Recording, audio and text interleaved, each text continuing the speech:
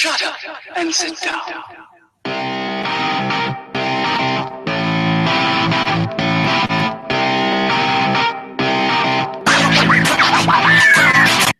You're listening to This Atheist Life, a live online discussion where we encourage believers and non-believers to come engage in open discussion, continuous learning, skepticism, and science. We provide an opportunity to ask questions and gain a better understanding of what it means to live this life without a belief in God.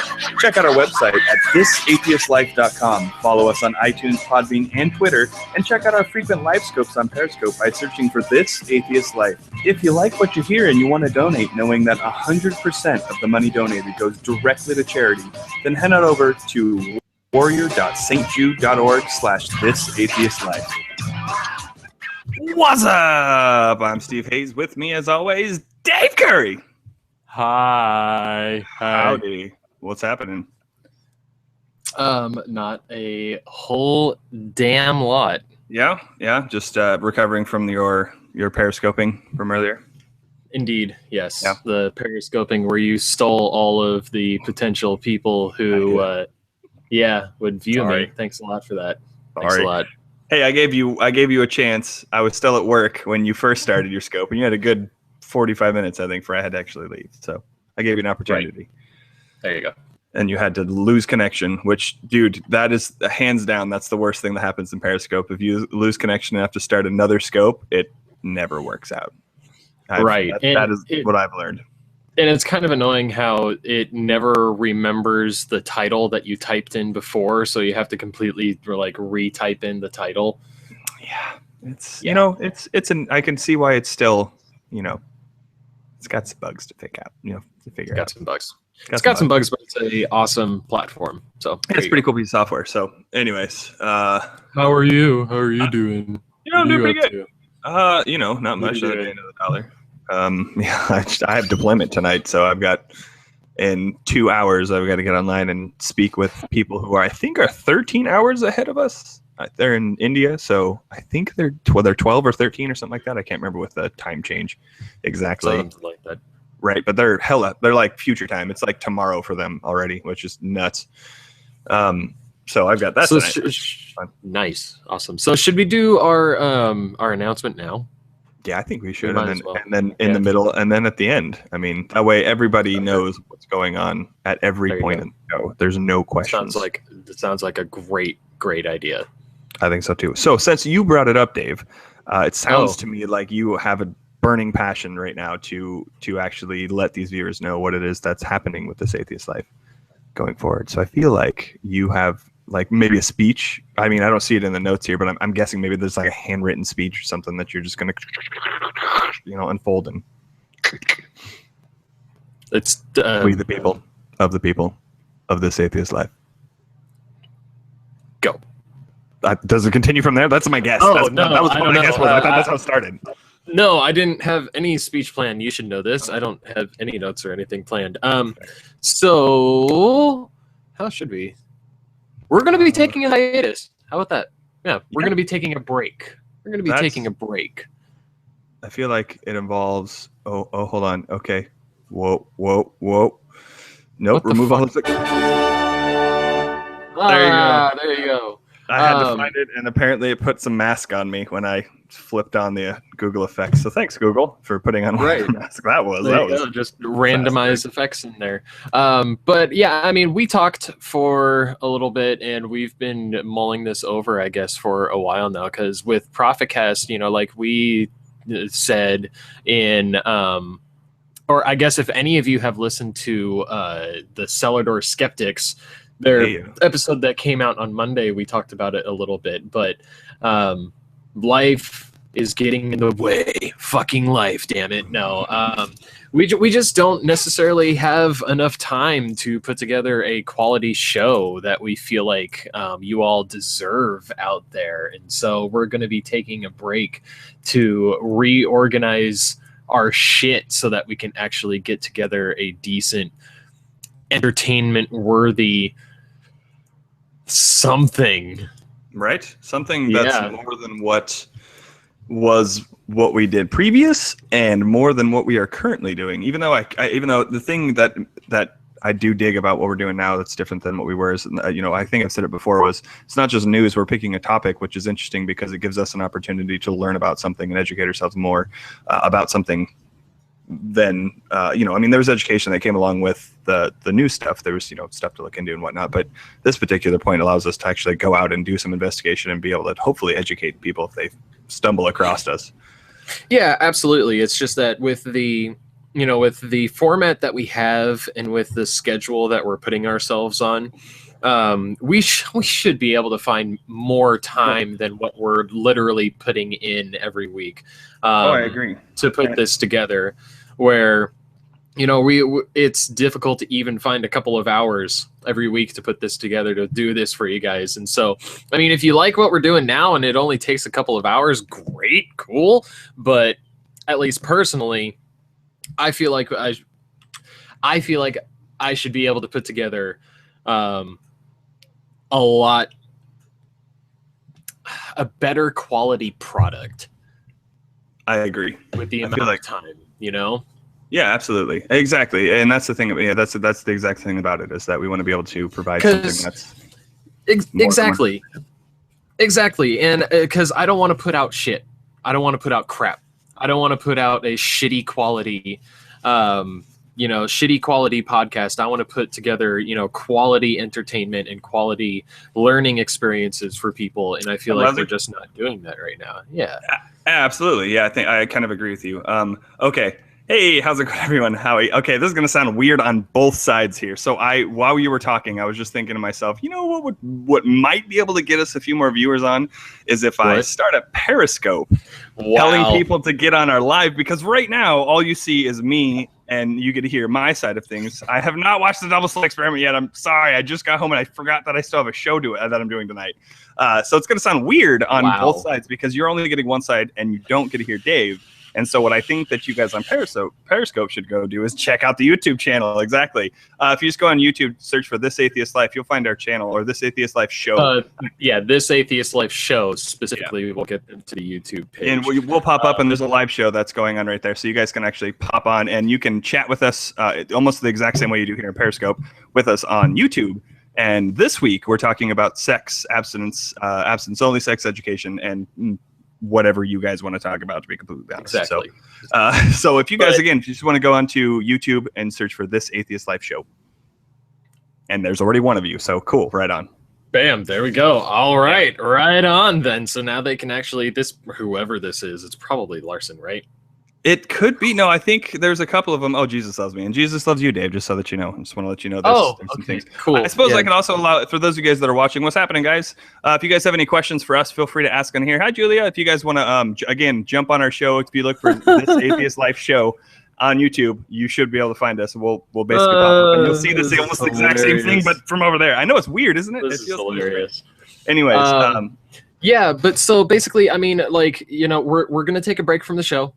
We're not going away. We're just going to be taking a break to reorganize things so that we can get a better quality product out there. And we are still going to be doing Periscopes like what Steve is doing right now. We are still going to be doing Periscopes, exactly. And, it'd also be nice to actually get the website up, even though it says that we have a website, because I just haven't really got around to it. Yeah. I've been kind of busy, but that's besides the point. I feel like that the transition from doing ProfitCast and then coming over to this, that, we had all of these ambitions, but we just weren't able to actually get everything that we wanted together. You are totally muted. I know that I'm muted. I was chatting to the people on Periscope because I feel like it sounds kind of weird when I'm talking to you. And I feel like when they jump on and see he's not actually paying attention to me on Periscope, I'm going to get on his YouTube channel that he's mentioned like 6 times. What's up?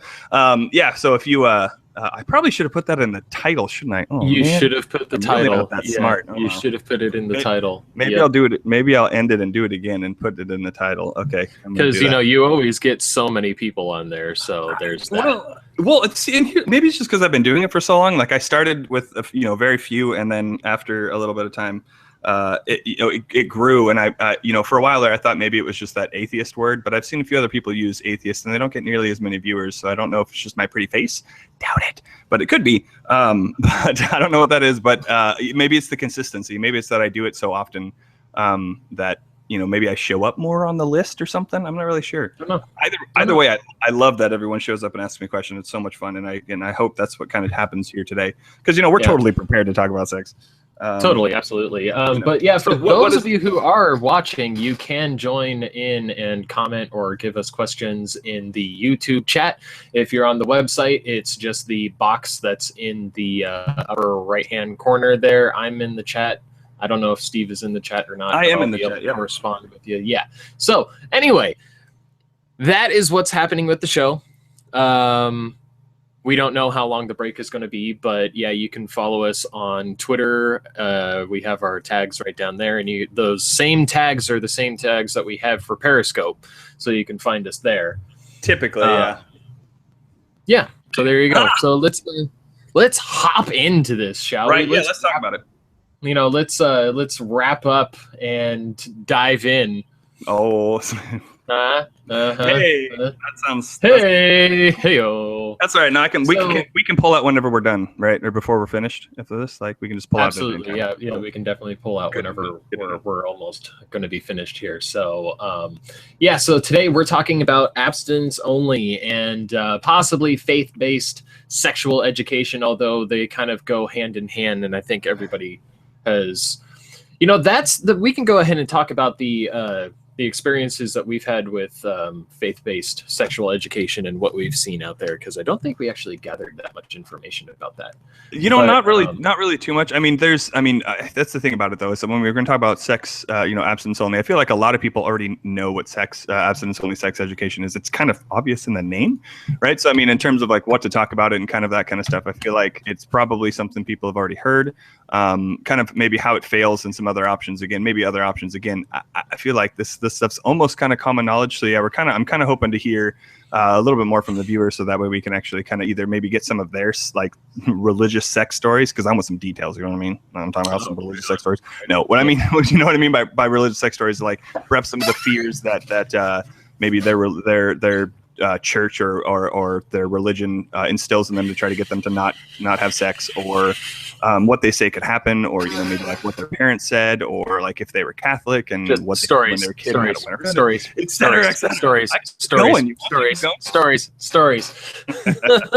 So what we're going to cover is abstinence only sexual education. What is it, how it fails, and what are better alternatives? The information, the links for the information that we're going to be talking about, I'm going to have in the description below.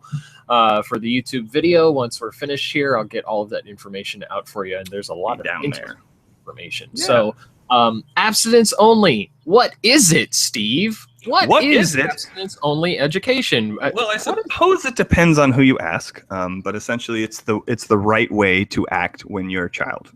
Because not having sex is what you should be doing as a child. No, I'm just kidding. Abstinence only sex education under the 510.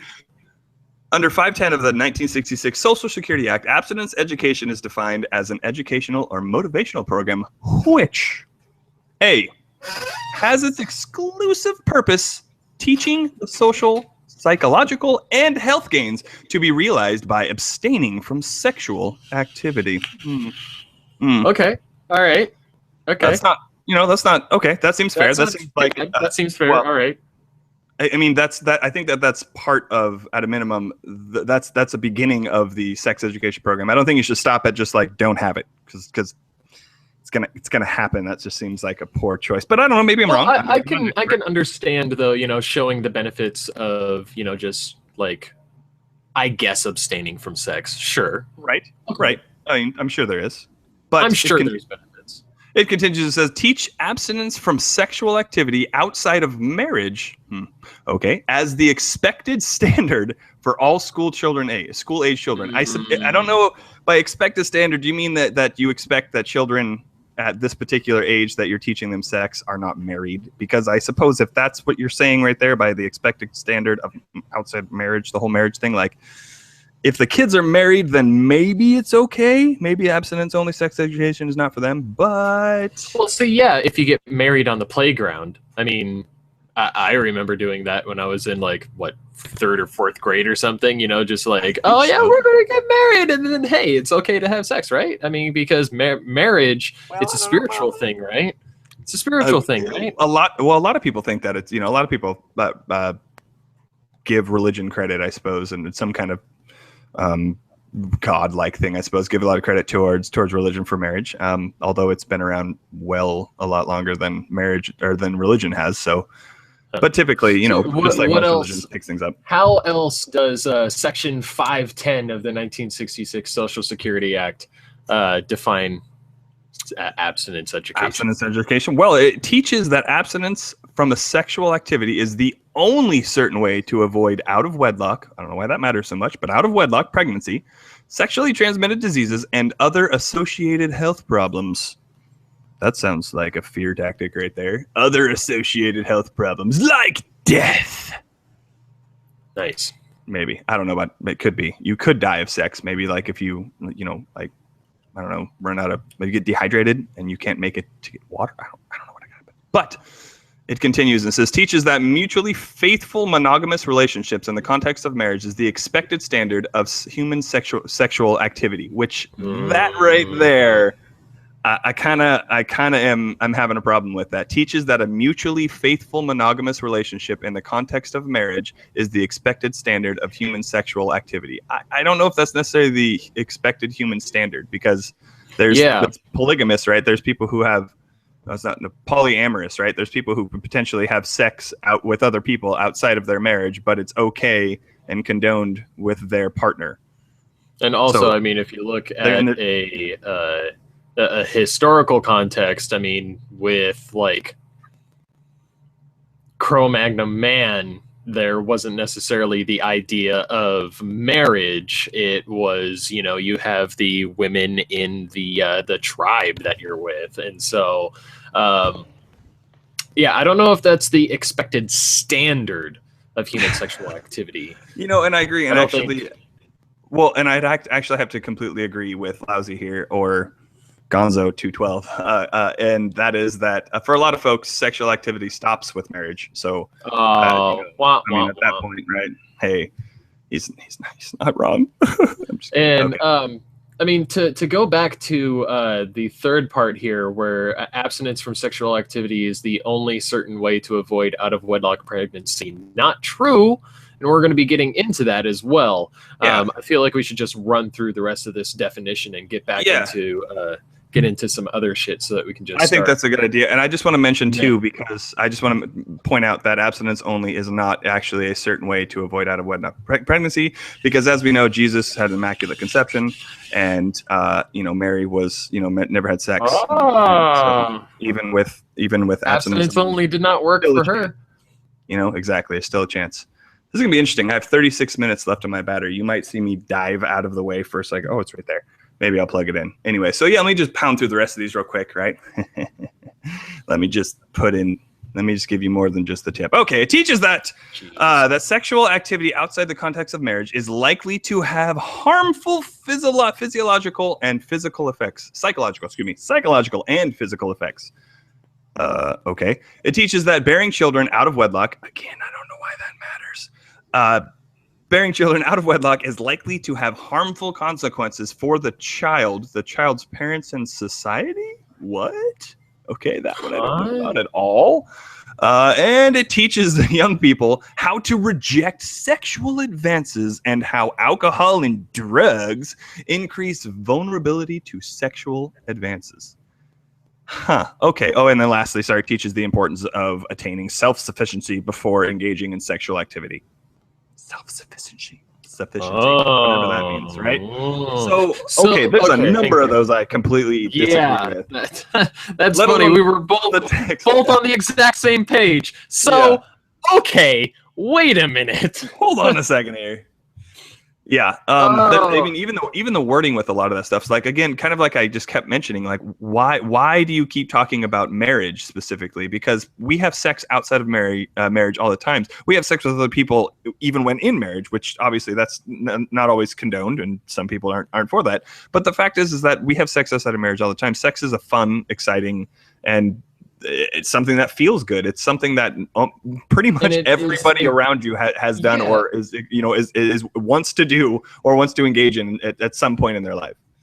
And I mean, the the dynamic, the sexual dynamic of relationships is changing, and it has been changing. It's always been changing. Like a friend of mine from high school, she and her husband are actually in an open marriage. Like they both have boyfriend. She has a boyfriend, and he has a girlfriend, and they are basically one big couple, happy family. One big happy family. Like she's pregnant right now, and you know, like whose baby it is. I'm assuming, but I'm not going to sit here and ask. It's like, so is it your husband or your boyfriend? Okay, I'll be honest, but that type of situation is fascinating to me because at that point, it is fascinating. Yes, yeah, it is fascinating. But I mean, they have a respectful relationship, and they all love each other. And you know, in the same way, it's like, well, you're allowed to love whoever you want to love. Yeah, absolutely. What is so wrong about that? And why are you trying to push this heteronormative, you know, like only this marriage normative, marriage normative kind of, dialogue here? Well, yeah, exactly. I mean, not everybody wants to get married. Not everybody necessarily has to get married. So it seems kind of interesting that, again, it's so focused on this marriage concept, particularly even when it's talking about out of wedlock children and the consequence, like this, like that one alone was probably the most offensive one that was in there, I thought. And that was, I'll just repeat it again. It teaches that bearing children out of wedlock is likely to have harmful consequences for the child's parents, and society. The society part I really don't like. I don't like any of it. I think every single bit of that is absolutely fucking nonsense. I completely agree. I don't like any of it because you're basically saying that, you know, if you are a single mother, then you are a harmful consequence to society. You know, you're being a burden on society, and you should feel shame for what you have done, basically. Exactly. Yeah, exactly. It's all about guilt. I mean, Lousy mentions that again, like feeling guilty about having sex that's one of the methodologies that they try to use when it comes to abstinence only sex education. It's guilt. You know how bad you're going to feel. You know how are your parents going to feel about knowing that you've had sex? Yeah, and the last part here where it says that teaching the importance of attaining self-sufficiency before engaging in sexual activity. So I find it funny how there's also this narrative of, you know, mothers are supposed to be the ones who raise the child, and, you know, they're supposed to, you know, be like, there's a narrative of stay-at-home moms, you know, like the old gender roles of the man. You have, you know, the man and the woman in the family, and the man is supposed to go out and make the money, and the woman is supposed to stay home and take care of the kids. So if you're a stay-at-home mother, you're not necessarily self-sufficient at that point, because if you need that husband in order to provide for you, you're not being self-sufficient by being a stay-at-home mother. So you shouldn't be engaging in sexual activity. That seems like a stretch. That's maybe, I don't know. I mean, when it says teaches the importance of attaining self-sufficiency, what self-sufficiency of what though is, I guess, what it is. I would assume being that it's in the context of financially. I was thinking sexually. I was thinking being able to attain your, like, being self-sufficient sexually, because this whole thing had to do with sex. But I guess the problem is that before engaging in sexual activity, I guess having sex with yourself is sexual activity, isn't it?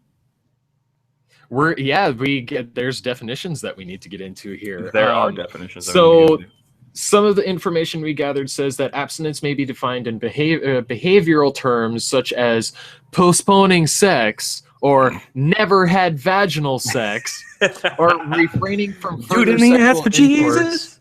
Yeah, do it in the ass. Fuck me in the ass. Fuck me in the ass for Jesus. Yeah, there's a song, by the way, guys. You can go look that up on YouTube. Stay here first. Do that after the show. But it's refraining from further sexual intercourse is if sexually experienced, i.e. ever had sexual intercourse. Other sexual behaviors may or may not be considered within the definition of abstinence, including touching, kissing, mutual masturbation, oral sex, and anal sex. Yeah.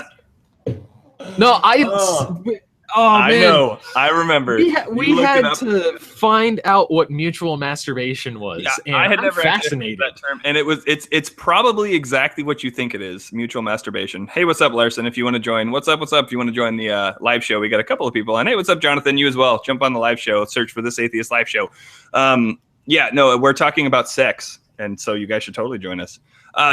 Mutual masturbation. That one was really. Oh, you've heard it, Jonathan. That's awesome. Yeah, it's so good. Mutual masturbation is exactly what you think it is. Let me just throw that out there. I'm going to say mutual masturbation. Completely 4 or 5 fascinating. times. Yeah, no, it was. I watched it for hours. Awesome. For And research. abstinence as used in government policies and local programs is also frequently defined in moral terms, using language such as chaste or virgin, and framing abstinence as an attitude or a commitment. Like One a study purity ring. only programs, directors, instructors, and youth found that all groups defined abstinence in moral terms, such as making a commitment and being responsible, as well as in moral behaviors such as not engaging in coitus. Not engaging in coitus. I love that word. So, so essentially making a commitment and being responsible is all about, so not having sex is making commitment, understandable. And not having sex is being responsible. I would argue with that one. I would say educating yourself on sex and understanding the options would be being responsible. And if you're going to engage in sex, if you're going to engage in sex, then be responsible about it. Like, because you know the options. Also, I mean, making it into a moral thing where, we know that sex is a natural part of being human and a natural part of a lot of animals. And so, I mean, it's part of a lot of movies too. Sure. And to say that sex is a moral stance just really muddies the waters, and it gets down to, you're immoral if you have sex before marriage, or you are, the only way that you can be moral is by not having sex until you get married. Just gonna say, I suppose at this point it kind of depends on how you define what is and what is not moral, right? Like, how do you define morality? Is it?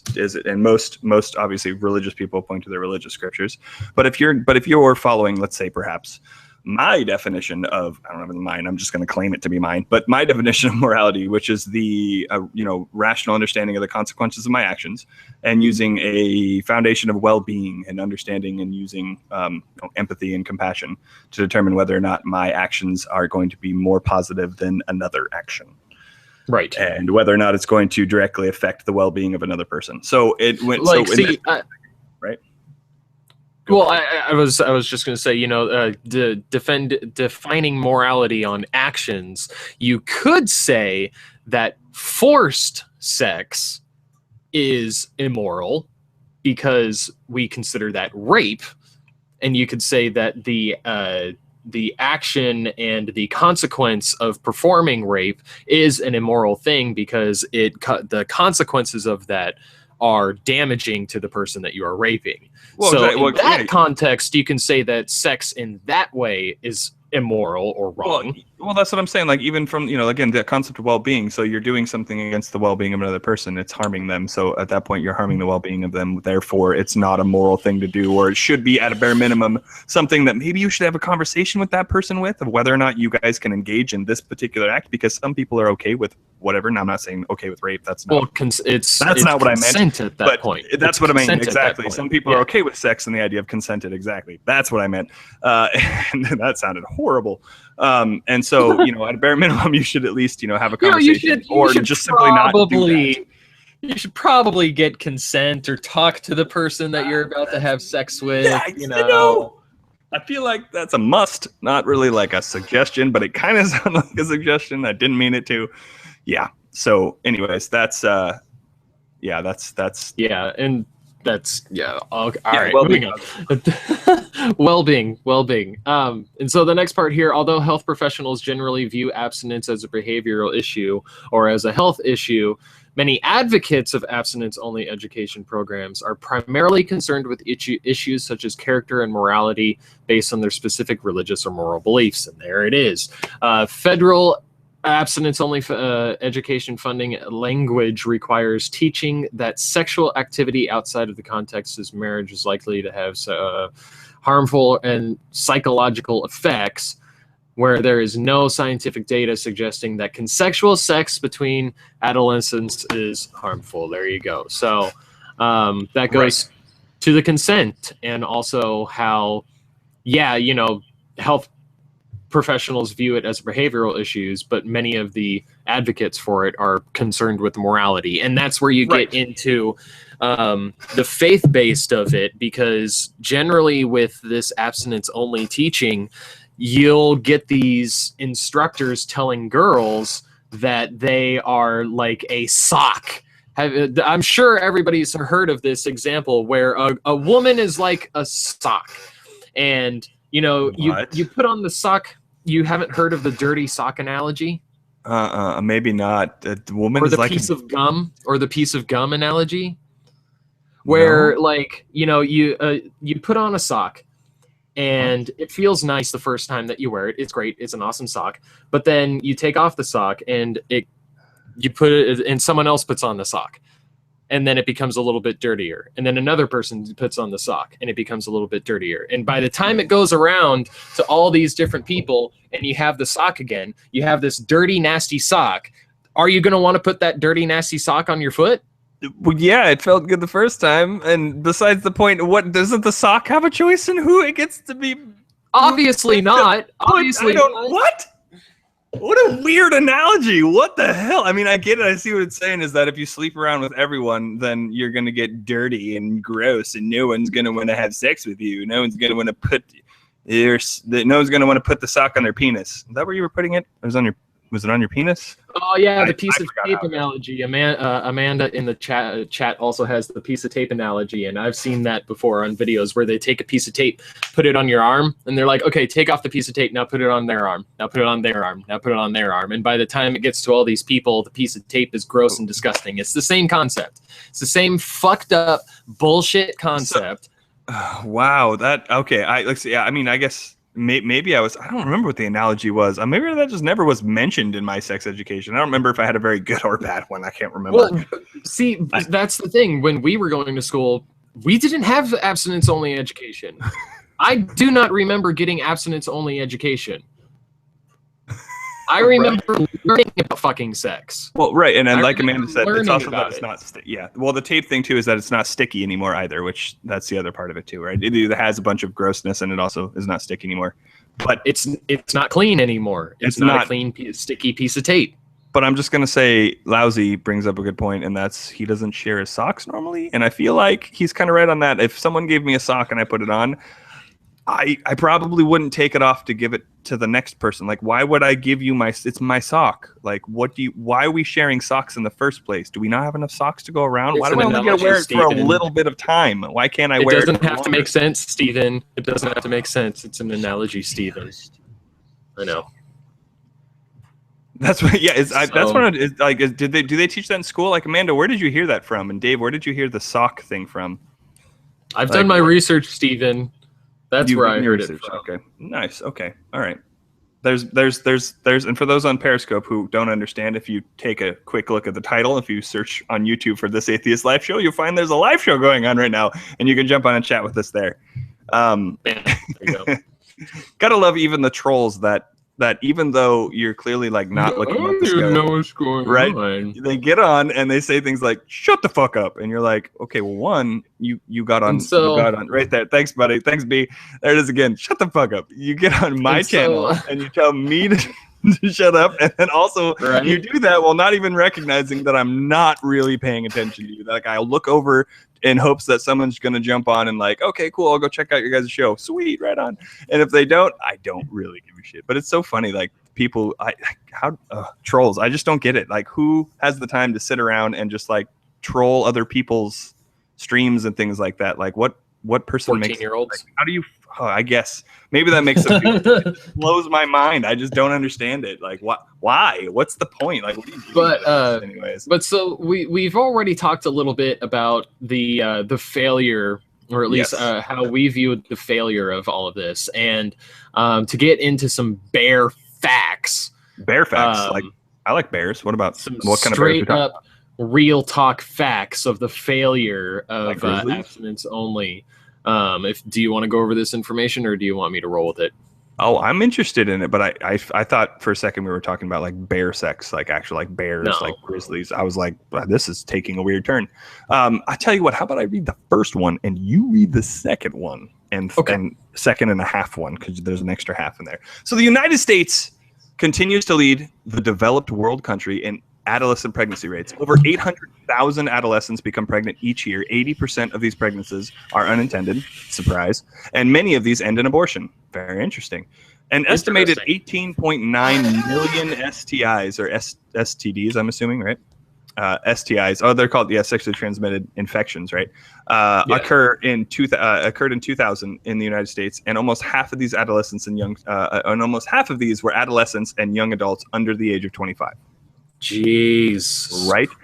And that, I mean, so yeah, well, it's very interesting. Like that's a pretty big ass number. I didn't realize how big a number it was. And it's also interesting that it mentions that a lot of these end in abortion, particularly with all the talk about abortion going on in the legislation trying to be pushed one way or another. It's very interesting.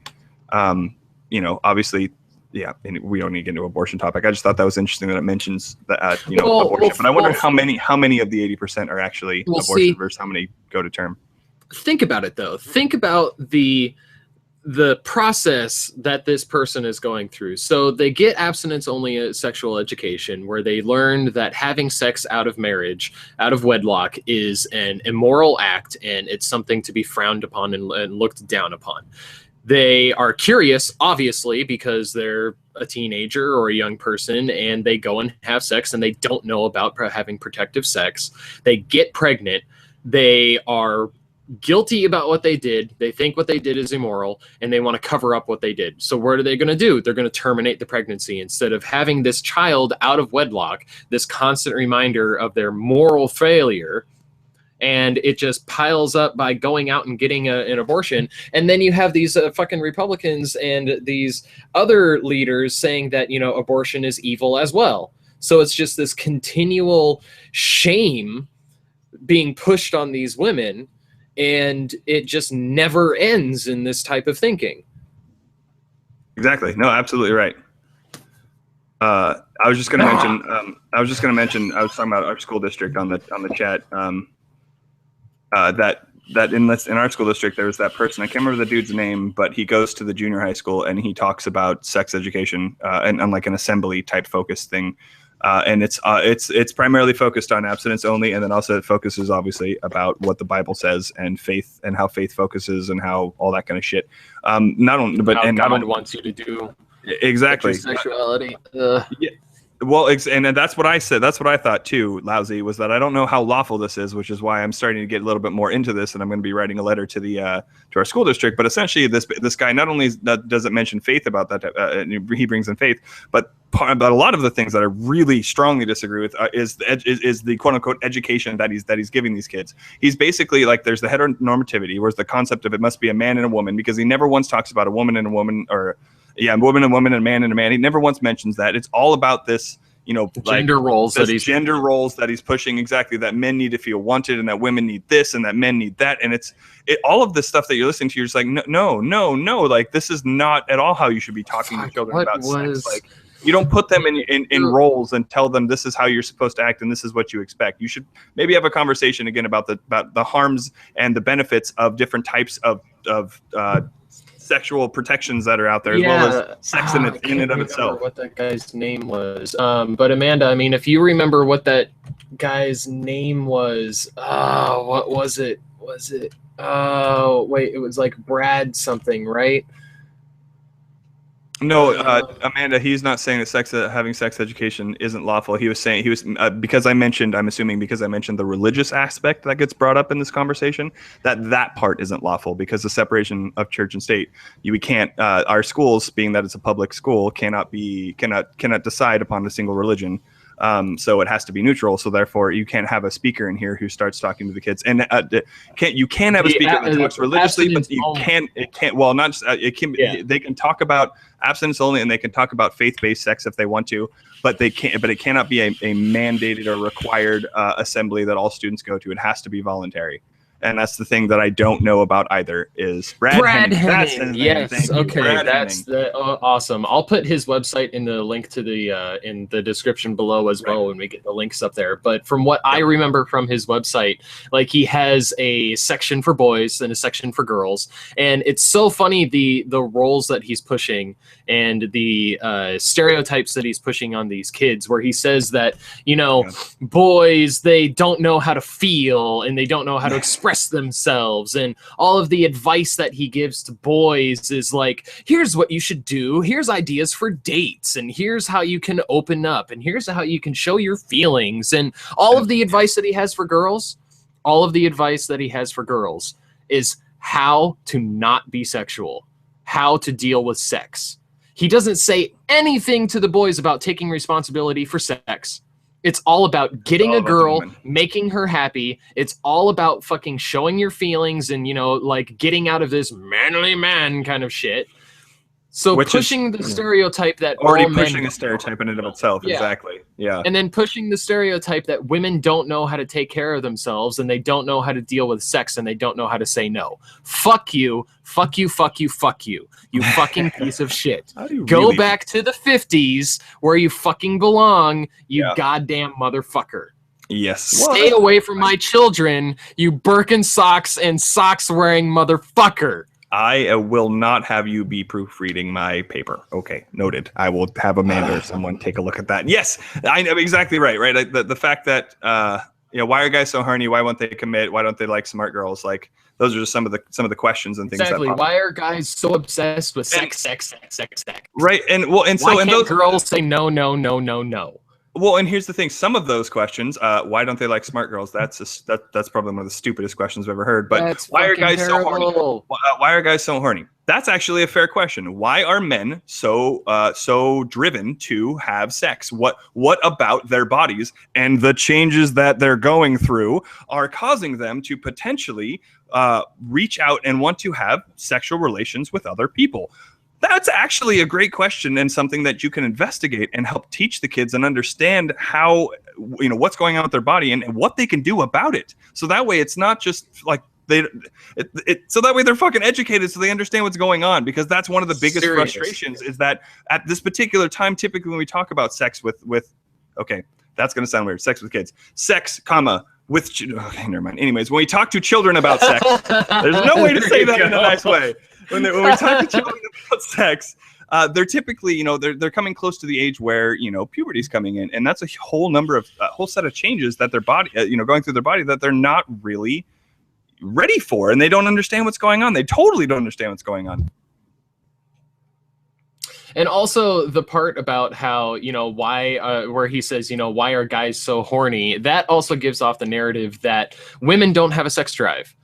I'm sorry, but I have met some women that have a very healthy sex drive. And that is a narrative that also is pushing a gender stereotype where, you know, women are naturally, they have this adverse. They're reluctant to have sex, right? Yeah, they're reluctant to have sex. And so that's why men need to work so hard to make women comfortable with sex. You know what? It can be the other way around. I have met some guys who have been incredibly uncomfortable with sex. Right. Well, absolutely. And I mean, and here's the other thing. When you look at not only just where, like, the type of education, I know that, I mean, it's changing now and we're trying to make it better, but just the type of education that we've had in the past, it's not a surprise that women are I'm going to say a little bit fearful of sex, I suppose, and things of that nature. Well, one, they get raped a lot more than men. And there's a higher chance of a woman being raped than a man.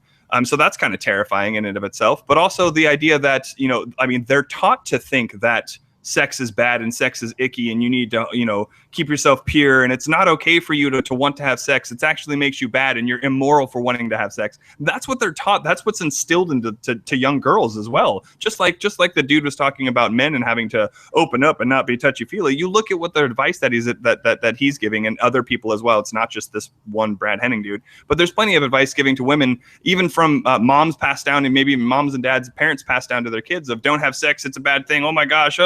People are so scared to death of sex. It's a fascinating phenomenon, in my opinion. I don't understand. I mean, almost everybody has sex. Almost everybody wants to have sex. And I feel like, again, instead of teaching these people to fear this thing, if you just educate them, that fear won't be there. You don't have to worry about fear because then they can make rational decisions for themselves. You don't need to control their lives either. They're their own people. It's crazy. Yes. Right? Amanda, fuck. Did you know that every time you say yes, you take 5 years off of your lifespan? That's what I've heard, but it's all right because I know. that's all right. Anyway, who needs this life? There's an afterlife anyways.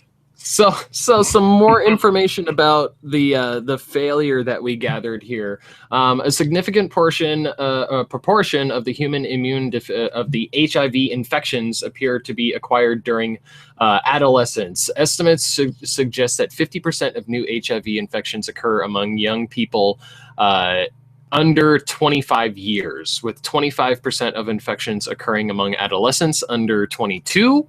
Young men having sex with men and young heterosexual minority women are at an elevated risk of HIV infection, which goes back to what we were saying. Couldn't all of this just be avoided by education and providing access to contraceptives? I feel like I've been saying that since the beginning of the show, David. Since the beginning, yes. So I feel like that we need to get into the better alternatives and the upside of the decline that we've been seeing in the United States. So yeah. I've found this information from, I'm probably going to completely butcher the name of this institute, but it's from the Guttmacher Institute and Columbia University. It says that the teen pregnancy rate has declined not only for the nation as a whole, but for every state between 1992 and 2010. State decreases range from 25% in West Virginia to 62% in California, yet substantial disparities remain among states like Maine, Massachusetts, Minnesota, New Hampshire, Vermont, who have consistently had the lowest teen pregnancy rates.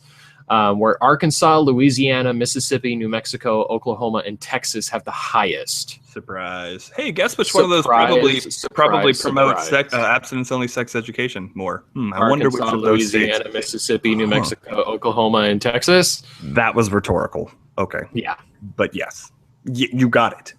Gold star.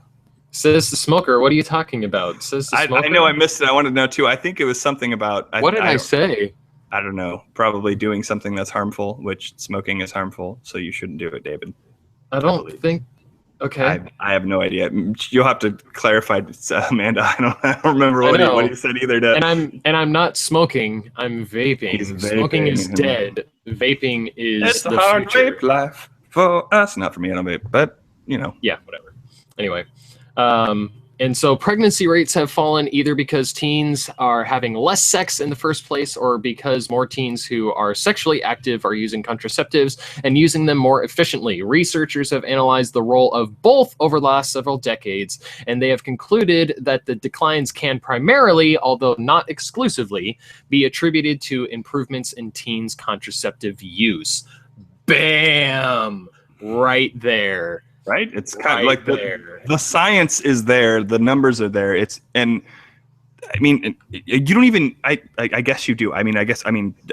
We do need to tell people to not kill other people, and we need to post signs for people to not do things as well. So maybe we do need to tell them and show them that, hey, this abstinence only sex education, in fact, is not working. And here's the evidence. And this,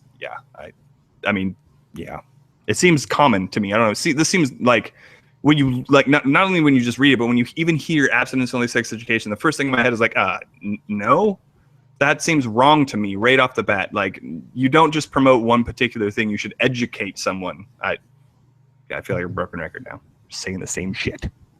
Well, I know, but I completely agree. I mean, in every aspect, I think that more education is what we need to look at, and we can't just.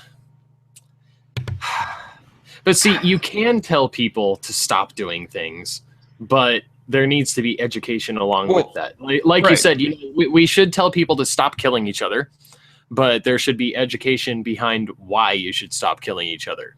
And I think that's just common sense, as you said. But did you have something to say before I continue on here?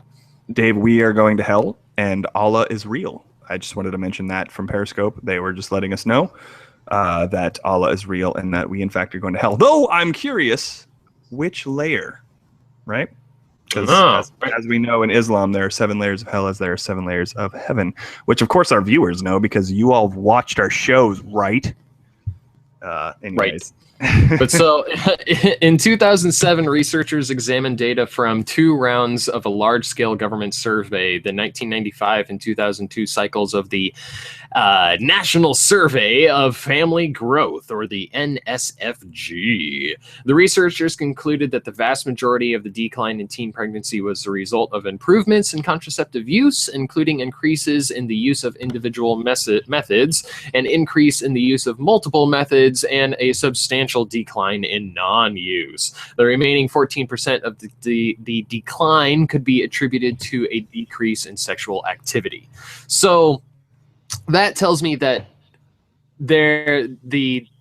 telling kids not to have sex obviously is doing its part, but at the same time, the education of don't have unprotected sex, or at least, wait until you want to have sex or feel comfortable to have sex, or you can have access to the contraceptives, is helping far more than just telling kids don't have sex.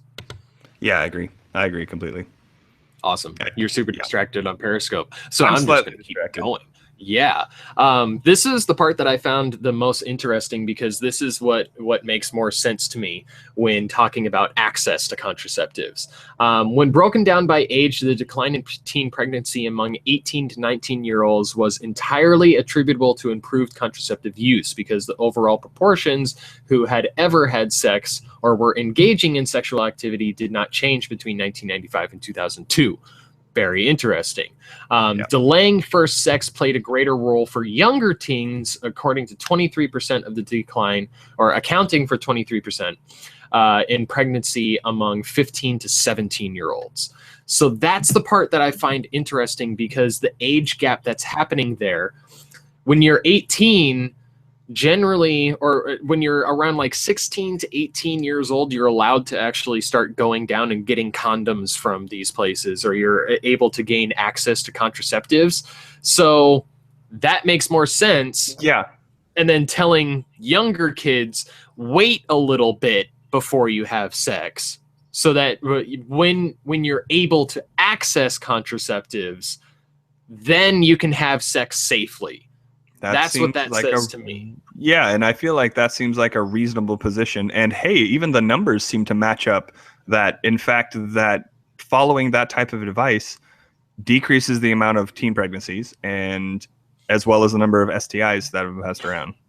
Right? Right. So wow, there's weird science that shows this. Yeah, I'm sure there's something down there somewhere that says that. There's something. I just remember reading that through this educational thing we do while reading about this stuff. So in 2014, researchers analyzed subsequent cycles of the NSFG data and found that the decline in teen pregnancy since 2003 had little to or nothing to do with teens delaying sex. Nationwide, the proportion of teens who had ever had sex did not change significantly between 2003 and 2010, 46 to 45%-ish. That it was just like a percentage change in the amount of kids that were having sex. This finding is supported by another large-scale study by the Center for Disease Control and Prevention, Youth Risk Behavior Survey, and although limited to adolescents in school, the YRSB Youth Risk Behavior Survey, the YRBS found no significant change in the overall proportion of students who were sexually experienced or currently engaging in sexual activity between 2001 and 2013. That's amazing. No, it's amazing. I'm listening and reading along with you, but the problem is it's just God, it's so funny. I love when people just say like dumb things other than we don't believe in a God. It was someone mentioned someone mentioned that that we don't believe in a God, and I bet that we like the KKK. To which I had to mute myself and just respond to that real quick and say, you know that the KKK is a Christian organization, right? And that the dude just came back like, oh, you're right. but you're wrong about God. All right, cool. You're wrong about the first one. I'm sure you're right about the second one. Wow. Anyways, that kind of thing. You're right. Just going back to trolls. Anyways. So here, let me see if I can just, because there's a little bit more information here. Guttmacher researchers found moderate increases in teens' use of any contraceptive method, highly effective methods, and dual methods, specifically the use of hormonal contraceptives at last sex among sexually active women aged 15 through 19 increased from 37% in 2006 to 2008 to 47% in 2008 to 2010. Dual use method increased from 16% to 23%, and the use of long-acting reversible contraceptive methods, the IUD depot shot implant, increased from 1.4% to 4.4%. So between the mid-2008 and mid-2010, increasing proportions of 18 to 19-year-olds reported having ever having sex, and yet fewer of them became pregnant. And probably because they had access to contraceptives. Right. Well, so, yeah, just mentioned dual, right? I'm assuming that's talking about using multiple types of. Yeah, from 2008 to 2010, 18 to 19-year-olds reporting of having sex or engaging in sex increased. Yet the amount of them becoming pregnant decreased. I wonder why. I wonder why. Correlation doesn't equal causation, David. Everyone knows that. Whatever. Recent trends in sexual experience and contraceptive use are clear enough, but understanding what is driving these behaviors is more of a challenge. Advocates often credit education programs for the positive trends. The quality and quantity of evaluation research has improved dramatically over the last decade, and there is now clear evidence that comprehensive sex education programs can change the behaviors that put young people at risk of pregnancies. Such programs have been shown to delay sexual debut, reduce frequency of sex and number of partners, increase condom and contraceptive use, or reduce sexual risk-taking. By contrast, programs that exclusively promote abstinence outside of marriage have been proven ineffective at stopping or even delaying sex. Boom! Man, I feel like you just dropped the mic right there. I mean, yeah, it's again. I mean, just like you said, like the numbers show. It seems pretty obvious that the more that we drop the sex, this abstinence-only the more that we drop abstinence-only sex education, the better off society is going to be, because there's going to be less teen pregnancies. There'll be less STDs that are passed around. I mean, it seems pretty obvious, and again that the evidence is right there, but yet we still have. What were those states again? What was it? Oh goodness, it was over here. Something like Arkansas, Louisiana, Mississippi, New Mexico, Oklahoma, and Texas. They also have really high, and so when you were mentioning those numbers before, like Maine, Massachusetts, Minnesota, those ones, the low teen pregnancy rates, they were mentioning something like 28 to 37 per 1,000 in 2010, where in Texas and things like that, in the higher states, it was 69 to 80 per 1,000 in 2010. So I mean, just to give you an idea of, I mean, that's almost 3 times, right? That's at least double, almost 3 times. Almost 3 times as much. So in the difference between the progressive states that are teaching comprehensive sexual education and the regressive states that are strictly on abstinence only, children are 3 times as likely to get pregnant because they don't know about sex and they don't have access to contraceptives. And they don't understand necessarily what could happen. They might understand from a really high level, like you could get pregnant, but that a lot of times probably doesn't mean necessarily very much to a younger kid. That's not really what they're thinking. Yeah, exactly. And I mean, this to me, abstinence only harkens back to the idea that, you can get pregnant from a public toilet seat, or, like, oh man, this fucking shit where it's like, well, if the girl is on top, you can't get her pregnant because the sperm, it doesn't go up, it'll just come back down and it like won't get into her womb or whatever, man. Whatever, man. And then if you have the incense going, that confuses them, so they don't really know where to go. But you know what? All in all, the only real way to avoid pregnancy besides contraceptives is butt stuff. That's true. Let's admit it. Come on, ladies. Just do it in the butt. Right. Well, I mean, yeah, exactly. Like we've determined as well, because clearly we know that the Bible is true, and the Bible says that Mary got pregnant yet never had sex. Therefore, abstinence only is not 100%. You could still get pregnant by the Holy Spirit. Oh, Holy Spirit! You know what I just realized? We did an entire hour-long show without even doing a pimp permission. Oh, whoops. Well, then let's give these Wow. permissions. We were too busy chatting. Wow. Realize, Holy shit. Jesus. God Christ. Right? Holy Mohammed. Holy Mohammed. Holy Mohammed on a flying horse. Right? We got a couple pimp permissions here to take care of. Bye. So let me just get my shit ready to go here. Sorry. Right. Sorry. Come on now. Sorry. Right. Sorry. I'm Carly Sturgis, the host of the Token Skeptic podcast. Since 2006, I've been interviewing people from around the world. Scientists, comedians, artists, and activists. And some of them you might even recognize. The powers of the placebo are so strong that maybe it's wrong of us to mock. And we happened to be in London around the time because we were shooting for the war and everything, and we basically made our own little sign, entreating the London commuters to bow down to the Dark Lord Satan, just to try and even out. Some of them you might like to get to know better after hearing them on the show. Reading into it, for years, I've been interested in the concept of science philosophy and how pseudoscience works.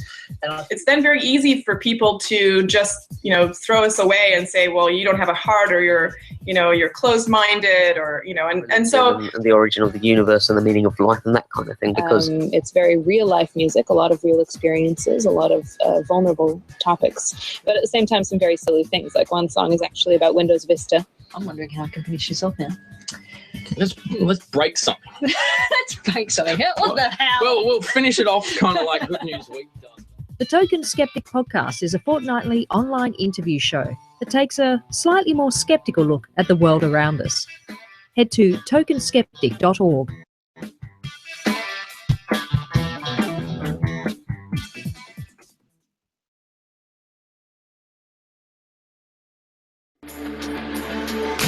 Looking for something new and exciting, or maybe just a change from the old Atheist Show format? Cellar Door Skeptics Podcast provides listeners with hours of enjoyment each week on Spreaker and iTunes.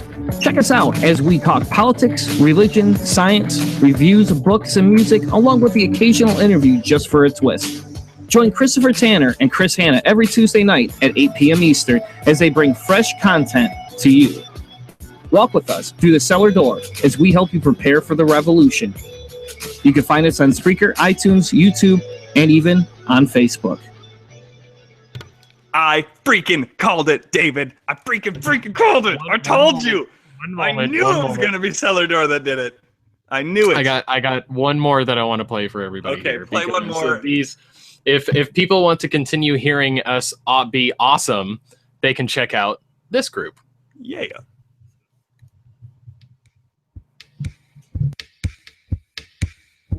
Are you tired of hearing the same old depressing news? Exhausted with the state of the world and see no hope for its future? Then why not escape reality with the Atheist Apocalypse podcast? Come meet the people in the mysterious events of the Tri-Counties, where the despair is hilarious and the baseless hopelessness is scarce.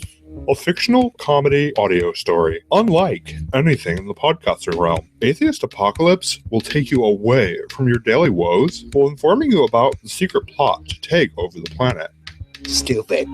Don't tell the listeners of the show that. They're not ready. Sorry, I thought they should know. You're an idiot. They need to listen to Atheist Apocalypse first. Otherwise, they'll be unprepared for the news.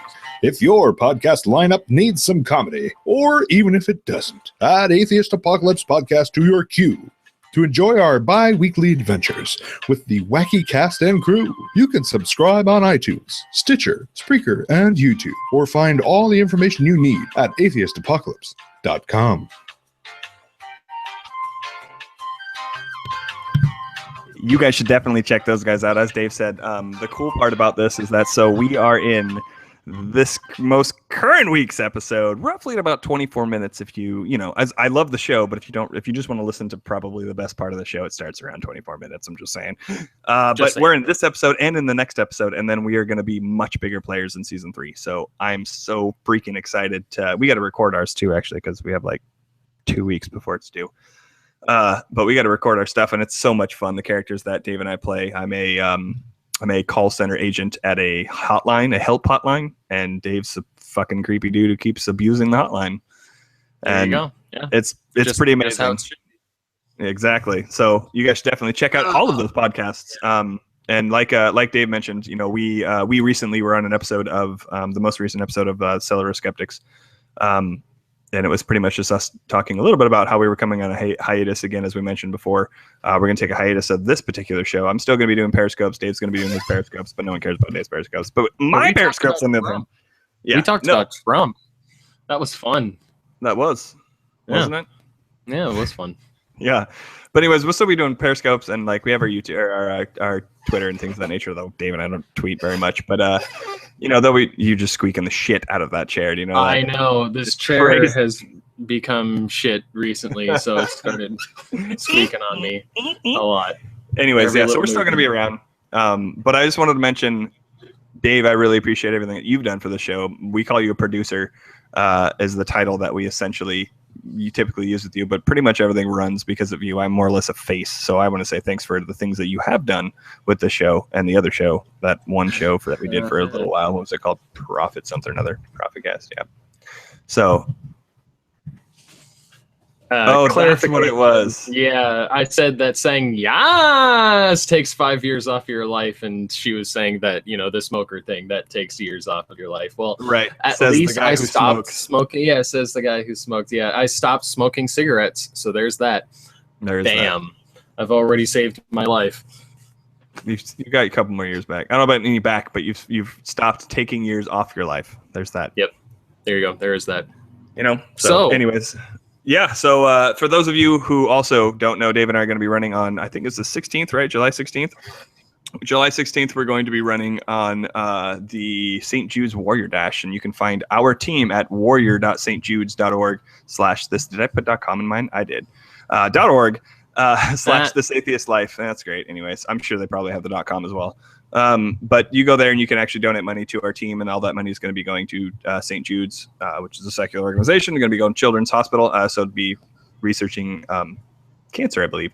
So definitely go there. It'd be amazing, absolutely amazing if we were the top donating team, because then they got to announce it for everyone, and it'd be really cool to be at a place where they announce that an atheist team was the highest team, the team that raised the most funds. I think that would really help show just, you know, and since we're getting closer to that, since we're people. getting closer to that date, we should start pimping that out a little bit more on our Twitter and stuff. So our own personal our tweets. But so far we've raised $100. Our goal is 1,000. We hope to break that, because last year we were, like Steve said, we were the top team. And in our division at least. And so, we hope to do that again. So go to warrior.stjude.org/this atheist life. Donate as much as you can, $1, $5, $4,000. Doesn't fucking give a shit. Don't care. Just help us to help kids. Yeah. Exactly. Yeah, that's the thing is exactly. We want to raise money and, you know, be good for goodness sake. We have no reward out of it for ourselves, not only in this life, other than, again, the fact of feeling good that we're doing good for goodness sake. But other than that, we're not trying to raise money because we think that we're going to have an afterlife and it's going to help us get there. We want to do this because we are good people trying to do good things. So help us raise money. Should we answer this this legit question that we got here? So from our SR20 Deet, why do you think Christians are so hostile towards their religion? Oh, well, I mean, I think that it's probably similar to why that most, well, I mean, not just religious people, just people who believe different things are hostile towards people who believe different things. I think that it's that when you don't understand something, even if you use the same label That doesn't necessarily mean you believe in the same things. And I think that they get so hostile with one another because there's so much of this interpretation war going on, that there's this is what I believe, and this is what I think, and this is what the Bible says, and this is what this translation actually means, and you have the wrong translation. That they're fighting between another just to try to figure out what, they're trying to figure out, they're fighting against each other because they can't agree on what their own religious book says, which is no surprise why there's over 40,000 different denominations. But I think that has a lot to do with it, is that since they can't agree and people have a hard time with people who have different beliefs than them, I think that that's probably the reason why that they are so hostile perhaps towards one another, or at least one reason, maybe not the reason. Sure. Yeah, I completely agree that it all comes down to the blatant interpretation war. Yeah, that's an interesting way to put it. Yeah, that they are just like, one denomination will think that, you need to only sprinkle water for baptism, and another sect will think that you need to dunk for baptism. And it's like, they will go to fucking war over that shit. We have evidence of that happening in the past. There's more than likely there's thousands of denominations of Christianity that never made it out of the Dark Ages. So there's that. Exactly. You are fucking spot on as usual. Thank you. Bam. For the solid answer. All right. Appreciate that. All right. Well, so at that, again, guys, go take a look at warrior.stjude.org/thisatheistlife. Give us your money, but not really us. Give it to kids who need it. Just watch our asses run in mud and hopefully live through it. There's that. So anyways, thanks everyone again for coming over and asking questions and jumping on the Periscope and things. Really appreciate it. And jumping here on the live stream. And for all of your support in the past for both ProphetCast and the Atheist Life. Again, we're going on hiatus. I'm sure we'll be back. I don't know when exactly we will be back, when, life chills the fuck out. But, when it does, we'll be back a bit to talk about other things. So until then, check us out on Periscope at the Atheist Life and at Dave Theist, like atheist, but Dave and then theist, right? See what I mean? If you say it fast, it sounds like atheist. Sort of. I liked it. I like it, but whatever. Anyways, thanks everyone again for joining us, and you have a godless life. Shut up and sit down.